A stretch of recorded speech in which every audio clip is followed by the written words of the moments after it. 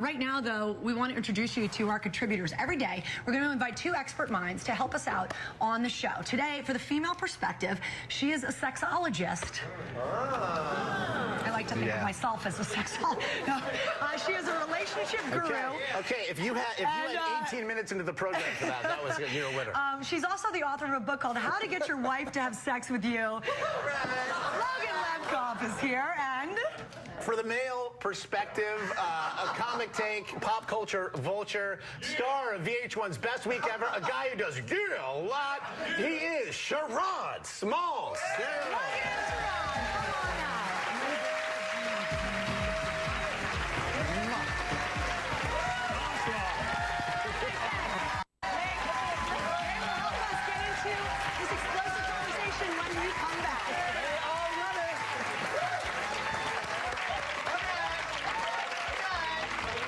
It's our daily take, and it's not just male and female. It's more. It often breaks down, as we found. You think the men are going to think one way, and we think exactly the opposite. We are here to go toe to toe, and so we're going to begin there again. Tom Cruise, Katie Holmes, a settlement statement making a specific point, and this is what we found very interesting about their different faiths. It talks about, and again, and I'm going to quote, respect for each other's commitment to each of their respective beliefs. There had been reports again that Holmes, who was raised a Catholic, was concerned about their daughter being raised in the Church of Scientology. And so with these words, especially from the both of them today, it seems it was something of an issue. Yeah, and they are not the first celebrity couple at odds like this. One of the reported reasons Madonna divorced Guy Ritchie was, and this was sources close to him, that the Kabbalah played a major role. Oh, I thought it was her age. Oh, Sherrod. And so it begins. Off the rails we go. All right, so Logan. Yes, there's nowhere to go but up, just so you know.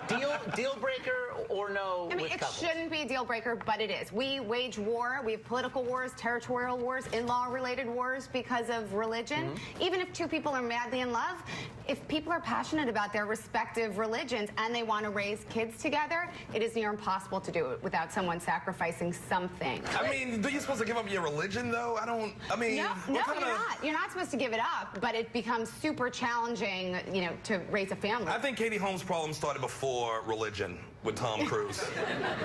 Don't make your own jokes, Scratch. I think, listen, she had an idol. He was her idol growing up. She had a poster of him on her wall growing up. Don't date him. Fantasy's better than the reality. Don't date anybody you got a poster on the wall of. You don't see me trying to date Cheryl Teagues. Thank you, my generation. Okay, we have an idea of the two of you. We did a straw poll out here in Times Square, actually, asking the same question. Faith, deal breaker in relationships. 42% of men, 56% of women said yes. Logan, I also think it's interesting. You know, Sherrod points out there may have been other issues. Isn't this one of those issues that should be dealt with prior to walking down the aisle? Absolutely. Yes. So, you know, some people say you shouldn't talk about religion and politics early in a relationship. I have to say, my husband and I have been together for a long time, two different religions, and the first 2 weeks we were dating, we talked about this. Yeah. Just because you get it out of the way first, no surprises later on. It makes smooth sailing after that. Because you can't walk down the aisle and then say, oh, surprise, who's marrying us and what are we going to do with those kids? Right. I had to fight myself. I had to fight my whole being, but yeah. Logan, I have to ask, for many people who are, if you didn't discuss it early on, you find yourselves in this position now where you are of different faiths. Yeah. What can you do? It is really time to get outside help, but I would say you probably don't want to go to your respective religious figures because they might be biased in that area. Impartial. Yeah. I think if you don't have kids, you can maintain two different religions. But when it's time to give it to the kids, it's like, kids always mess up, to be honest. They make things challenging, but they are cute. All right, we've been asking you at home again. We want you voting all day long, variety of topics, and apparently we have a close one, so let's take a look. 51% of you said that faith should be a deal breaker in relationship. I mean, 51-49. I guess it doesn't get any closer than that. Does that surprise you, Sherrod? It don't surprise me. People want everybody else to do what they're doing. So if they marry somebody who's a Catholic because they are Catholic, they want everybody to do that. Right. But me, my girlfriend's Jewish. We work it out. As we all should.